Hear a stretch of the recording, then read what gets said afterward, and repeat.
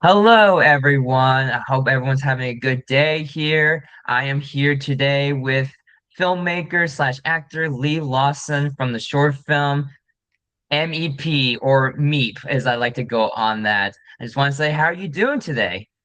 I'm good. I'm good.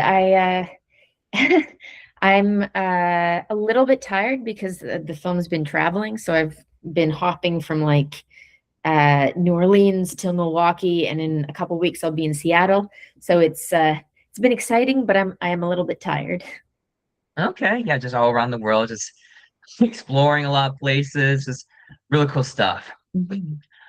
So I gotta say though, because when my girlfriend and I were watching this short film for the first time, we were going through like the list of short films from Overlook Film Festival, and there's some points where my girlfriend's like, all these like some of these titles just sound like something like adult films. So with something like this very lead to like something like of that. And then when we finished watching it, she was like, okay, that was not what I thought it was gonna be. And she was like, she was saying that it's like, okay, it was what I thought, but it was not what I had in mind. And we were both just so floored over this short film. It was definitely like the one short film that stood out the most for me and for my girlfriend in terms of like how insane it is and how like creative it is. And it was just something I did find very engaging in terms of like how well made it is and all that stuff. So it was just something I was like, oh, like I love this short film. I'm forever gonna remember this. Especially with the end credits with the song users that made me like lose my shit. And I was like, hell yeah. I was absolutely love it. So I was kind of wondering is how did you pitch these ideas to distributors and get them on board with it? Whew, interesting. So first off, thank you. I just want to respond to all of that Yeah. beautiful praise. No, that's so wonderful to hear. Um, I mean, this film took a very long time to get made. It was a 5 year process basically from start to finish. So to know that it's resonating, that it's um, exciting for viewers to watch really means a lot to me. Um, in terms of pitching it to distributors, I think the way that the way that it works for short films is a little bit different than the way that it works for feature films. Um, uh, and I'm saying this as someone who's never had to pitch a film to feature distributors. But I mean, at the sort of at the end of the day, we went through that process. We produced the film, and then we just sent it out to distributors, and we were very lucky that La Distributrice in Quebec was willing to take the film on. But it's not so much a matter of like bringing on sales agents and pre-selling territories. I think for the most part you're going to distributors with like a finished product. The much harder piece of that puzzle is what I was sort of alluding to with that 5 year uh, 5 year process.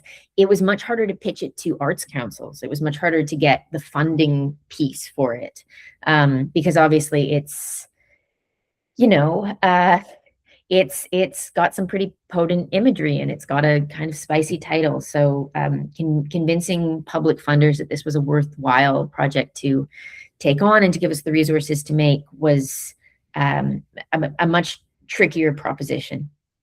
Yeah, especially since like with like that image like that, it was like I did feel like it was gonna be like a hard sell. So I was like very surprised and managed to get through all of that, especially with this story being like about like a terminally ill man who is going to a hotel room with this like woman, this worker that not get too much into it, has that fact that is like I was like, oh wow, like I was very surprised and managed to get through. So I was like, this is like awesome to see something like this that I'm never going to see like a lot of things.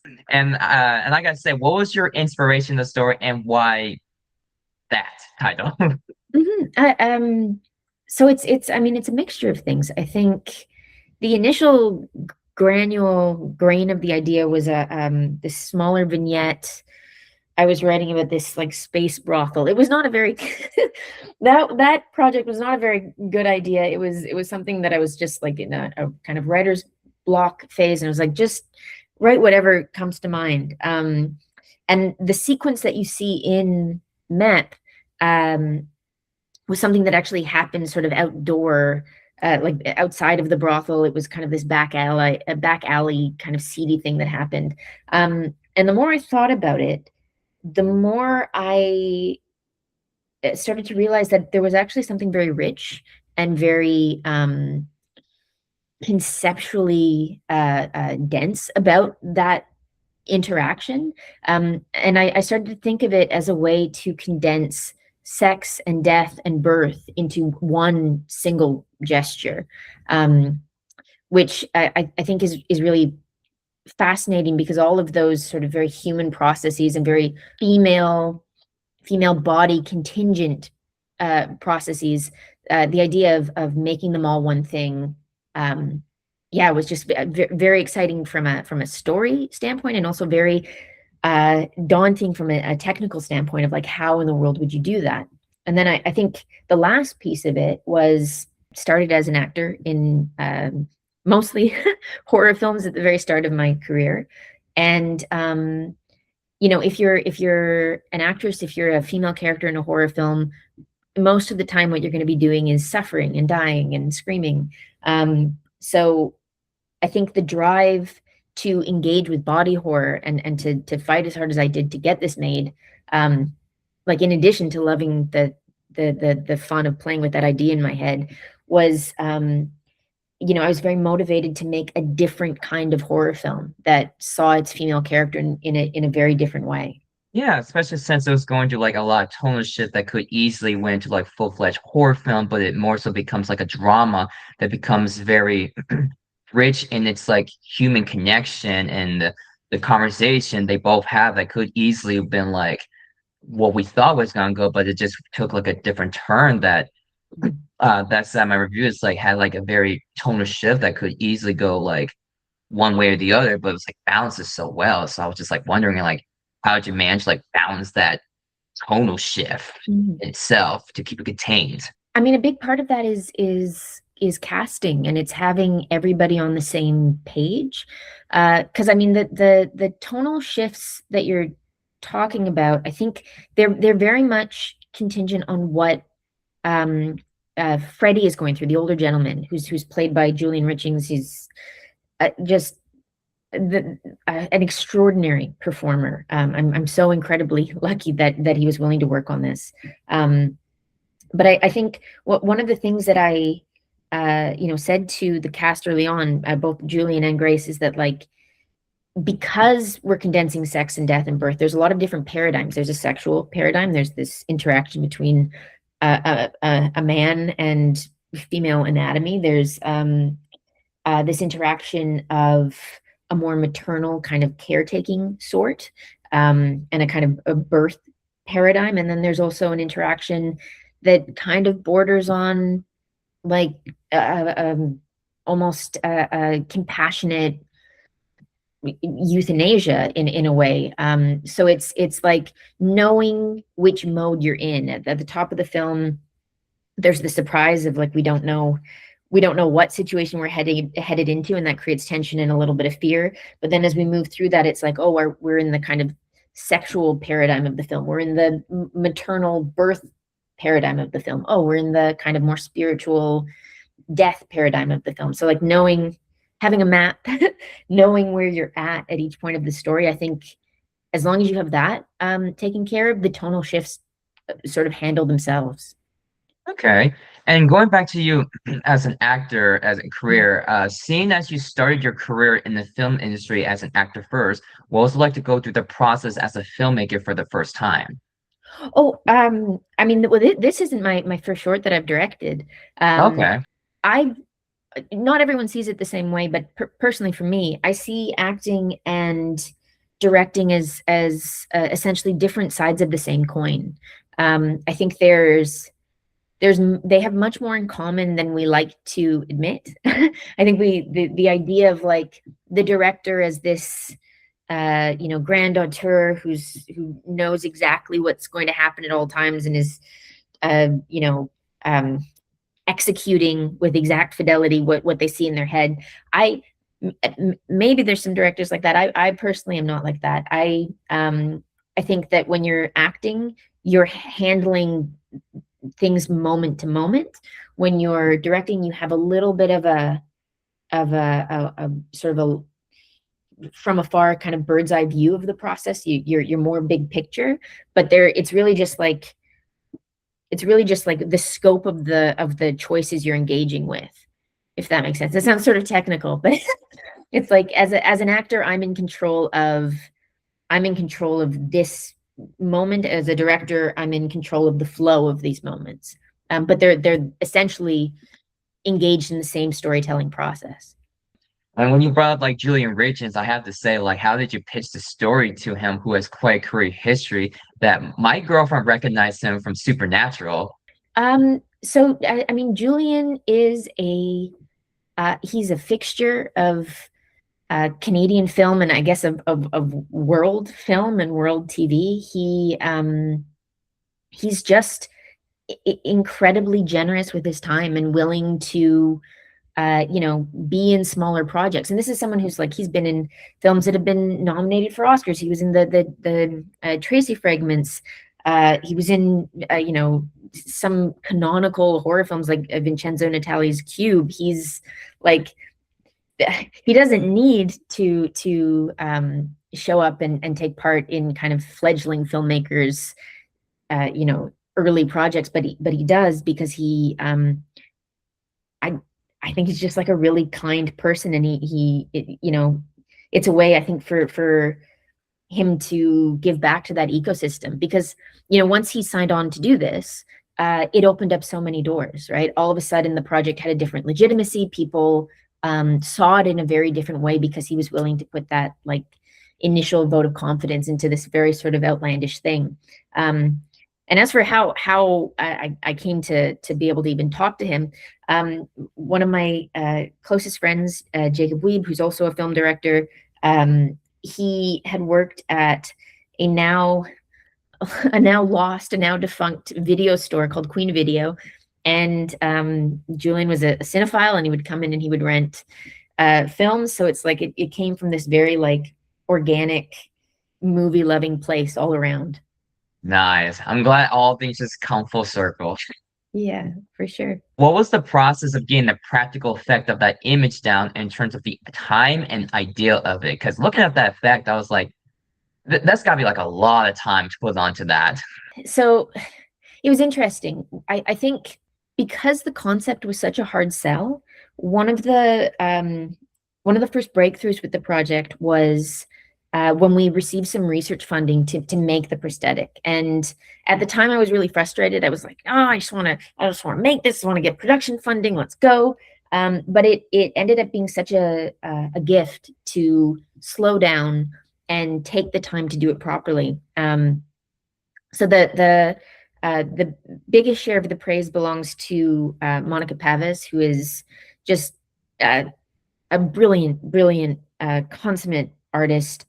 She runs an I guess special effects prosthetics shop called Black Spot FX that she runs with her business partner Alexandra Anger. They're incredible. They did all of the work for Crimes of the Future, David Cronenberg's film, also The Shrouds. They did some support work on Frankenstein. They just, again, fixtures of the Canadian film industry, and also just like lovely human beings. So they worked with me, particularly Monica, early on all of the design elements. And there was like a 2-year process on and off of like making an initial build and then fitting it to our actress and making sure that it was comfortable for our actress. Because so Grace Glowicki, who plays Kitty, who is also, may it be said, an incredible filmmaker. She's like touring all over God's Green Acre right now with her film Dead Lover. Incredible director.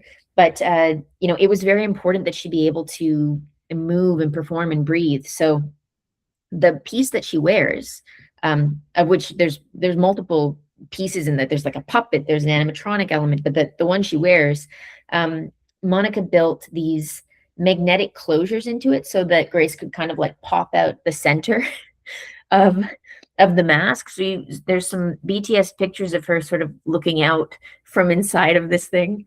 There was also like internal support so that not all of the weight was on her neck. There was different pieces poured in different densities of silicone, so it would be a little bit lighter, have a bit more movement. And all of that was this iterative process over our basically 2-year research period. And then finally, when we got into production, it was then created as, like I said, multiple pieces. So there was 2 wearable masks that Grace wore. There was a puppet that does some swallowing, shall we say. There was a unit only for close-ups that blinked, which was a really like neat thing to be able to work with an animatronic kind of aspect and have that all be practical. And then there was a final mask that Freddie wears, and I won't say in which shot. Oh, and there was a dummy. There was a dummy with these fake hands. So if you, here's my question for you. I'm going to turn the tables. Can you Yeah. spot where all the different things were? Ugh. So like I know there was like a scene that had like the thing that just moved. I was like, okay, that was probably made for a different effect. And of course there's like of course most of it is that like almost like stationary effect. There's just like standing there and well some juices like come out. This is probably just like some things. Of course there's the ending. I think that's all know. I mean, I know there's even a point where it said like there's a body double in terms of Grace Glowinky's character. So there's that. I don't know exactly where specifically. That was something I noticed when watching the end credits, but other than that, that's all I know. Yeah. Yeah, no, it's kind of like the climax of the film. It goes from it goes from being Grace in the mask and Julian, and then Puppet and Julian, and then Dummy and Grace, and then Julian and Mask with Grace's hands. So there's Okay. in the span of like a minute, there's like 4 different arrangements of prosthetics and people in order for his head to do what it does. So it was a really fun head scratcher figuring all that out, and also like just a joy to work again with Monica and Alex, because they're such pros, right? They work on much larger scales than MEP in order to make like just unbelievable effects work happen. Oh yeah, especially when you're bringing up David Cronenberg, that I have to ask, like when coming up an idea like that effect in the short film, it did remind me of filmmakers like David Cronenberg and Julia Ducournau, and I was Yeah. wondering if you use that effect as a way, not only storytelling wise for inspiration, but also your love and admiration for those directors as well. Mm. I mean, yeah, I have been in love with the work of David Cronenberg for a very, very long time. I think he does something very special in body horror that not everybody does. I think the usual kind of equation for body horror, as it's sort of done now as a kind of like established genre, is you take something that everybody thinks is nice and you make it ugly. So an example would be like in The Substance. It's like, oh, you think that youth and beauty are sexy and fun? No, here's the dark side. Here's what it takes to achieve this. Here's the way that it degrades you, right? So it's like you take something that we think is nice and you make it abject. But I think in the work of David Cronenberg, you see something a little bit different, where it's, exploring both the horror and the beauty of things. It's not just like, oh, you think this is beautiful, actually it's ugly. It's like, no, these things are one and the same. In a lot of modern body horror, there's this very simple equation for how the metaphor works. It's like, oh, here's this thing that you think is beautiful, but actually it's not beautiful, it's scary, right? You think that youth and beauty are good things that you should aspire to? No. In The Substance, it says it grinds you down and it degrades you and it damages you. It's bad. And you can get some really there is like fruitful storytelling in that, and you can get some like really cool practical effects out of it. But I think there's something in Cronenberg's work that feels a little bit richer and more nuanced to me, of like, it's not, oh, here's something everybody thinks is good and beautiful and actually it's ugly. It's more, here are these universal human experiences, like the desire to be wanted, the fear of intimacy.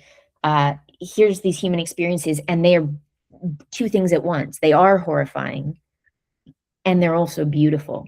He manages to do both at the same time, and there's to my mind, there's very few filmmakers who manage to do that.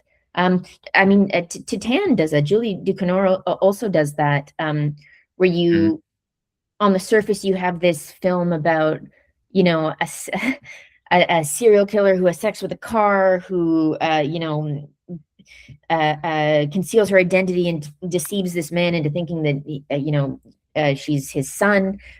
But, from a sort of bird's eye view, you end up with this film that's, I think, fundamentally about what bodies we feel comfortable seeing destroyed, what bodies we see comfortable being, objects of violence, what bodies we're comfortable seeing be sexualized, and what bodies ultimately we think are worthy of love, and we feel comfortable seeing depicted receiving love. So I think that level of complexity is definitely something I aspire to. I don't know if I always manage it, but I was heavily influenced by Cronenberg's work. Well, for my own opinion, I do think you definitely dive into that complexity of that work in your short film that like I said, could easily be like a body horror, but like also have that human character, like nuance to it that was like, yeah, it's giving me this, but it's also giving me this as well. And it's kind of like the best of both worlds, at least for me personally, and for my girlfriend as well, who really enjoyed it as well. Mm. Are there any projects that you're working on in the near future? Yeah, there's a couple coming up, which is nice. I have a short that I'm going to be shooting in August that's called Polycephalus. So polycephaly is the condition of having two heads. Polycephalus is a place where all people are two people in one very large 1970s men's suit, and they lumber across fields hunting for large hoagie sandwiches. And when they find them, the taller of the heads gets to lift a sandwich up and eat as much as they want, and the shorter of the heads just gets sprinkled in crumbs. And it's a very deep metaphorical exploration of what it means to be part of a couple, what it means to live your life, navigating it through the needs of another person. So that's coming up in August, and that's where we're in pre-production. We're having costume fittings. It's really exciting. And then I've also, I feel so grateful. I've been invited to participate in the Fantastic Pavilion round robin at this year's Cannes Film Festival. So yeah, it's so Okay, exciting. okay, that's Yeah, exciting. yeah. I'll be pitching a feature called Daughters of Death, which is, it's not a prequel to MEP, but it does exist in the same sort of world, and it does hopefully what MEP does on a slightly larger scale. Ooh, I can't wait. I can't wait for more map. That's all I gotta say for that. And that's exciting for you to go to Kiln Film Festival. That's a big deal. Yeah, it feels very much like the mecca of film. I got to go actually last year I got to go for the first time. I was in a film that was selected by Telefilm's Not Short on Talent platform. A film that I acted in called On Plain Air, which was directed by a director named Morgana McKenzie. So I got to kind of dip my toes in that water last year, and it's a crazy experience. There's like 40,000 people that attend it. There's so much happening. There's like 6 floors of everybody trying to do film business. So very excited to be headed back there, with my own project to hopefully get funded. Nice. And I wish the best for that one. Thank you. So this short film were in like film festivals like South by Southwest, where you got an award for it, and also the Overlook Film Festival, which I'm sure for a fact there was like an event for like people to pen in like in person. So I was wondering if you were there for those, like were there any highlights from the crowd's reaction when seeing your short film for the first time at film festivals? And was it your goal for the short film to create that type of reaction? Hmm. Uh, yeah, I mean, I'm very, very grateful. I got to attend South by in person. Overlook, I got to go to one of the screenings. Also, the Milwaukee Film Festival just this past, is it 1 week ago now? Yeah, I think 1 week ago. I find that audiences have very different reactions to it. So it's you never quite know what you're going to get. Some people laugh quite a bit through the film. They I think they feel a little bit uncomfortable. So there's this nervous dispelling of tension that manifests itself as laughter. Some people are very shocked by it, or grossed out by it, and then some people find it to be much more of a sentimental, emotional experience. So I think one of the most exciting things is that very often in a single audience, you get all of these different kind of responses to it, and it makes for a very lively theater. Yeah, I can't imagine what it's like going to see this in crowd. That was like one of the things I was like, oh man, like I can't imagine what the crowd reaction is gonna be, especially since it had that I think it's Midnight Madness or Mhm. Midnight something, a Mhm. feel to it where it's just like out like crazy and it's gonna create such a whole string of reactions. So where can people get the chance to see your short film in the near future? Mhm. Well, we do have an online release planned. I can't quite talk about that yet. Okay, Uh, it won't be, unfortunately, until the fall. I know I'm really anxious to share it with people. I want to get it out there, but we haven't had our European premiere yet. okay. And then we're also hoping to bring it back home to Canada, hopefully as well in the fall. But after all of that is done and we've finished our festival run, it'll definitely be up. And I'll, of course, reach out and let you know so that your audience can know where to find it. Yeah, no worries, no worries. But that is all I have for questions for this video. I gotta say, thank you so much, Lee Lawson, for having the time for this interview. It's been a wonderful interview to know about your short film that I've been super fascinated about. Oh, thank you for being curious about it and chatting with me. I um I adore the chance to talk about the filmmaking process and film in general. So it was so fun. Oh yeah, for sure. Where can people find you in case you want like give up updates and all that stuff? Oh, for sure. I guess my Instagram is the easiest place. So Mhm. Lee Lawson with an underscore at the end. And yeah, they can, I guess, come and check out the festival path of the film. Yeah, for sure. And like again, thank you so much. And like and I'll see you guys in like the next one. So take care. Yeah, sounds good. You have a good Friday. Thanks you as well. All right, bye. Bye.